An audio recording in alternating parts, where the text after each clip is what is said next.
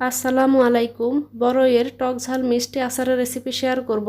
চুলায় একটা পাতিল বসে তাতে কিছুটা পানি গরম করে নিয়েছি, দিয়ে দিলাম সামান্য একটু হলুদ গুঁড়ো এবং সামান্য একটু লবণ।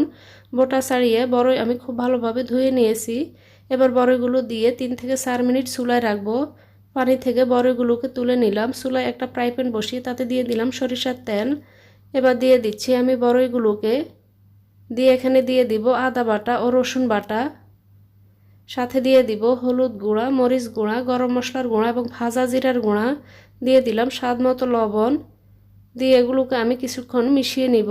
দিয়ে দিলাম কয়টি তেজপাতা। ঢাকনা দিয়ে ঢেকে কিছুক্ষণ পর নেড়ে ছেড়ে বড়িগুলোকে আমি সিদ্ধ করে নিব। এর মাঝে আমি এখানে দিয়ে দিলাম 1/3 কাপ পরিমাণ খেজুরের গুড় এবং 1/4 কাপ পরিমাণ চিনি। দিয়ে আবার ওগুলোকে আমি মিশিয়ে নিয়ে ঢাকনা দিয়ে ঢেকে দিলাম।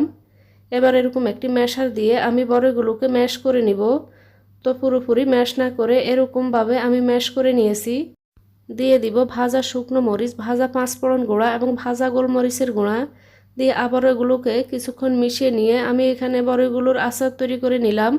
আশা করছি রেসিপিটি আপনাদের অনেক ভালো লেগেছে। এতক্ষণ ভিডিওটির সাথে থাকার জন্য সবাইকে ধন্যবাদ।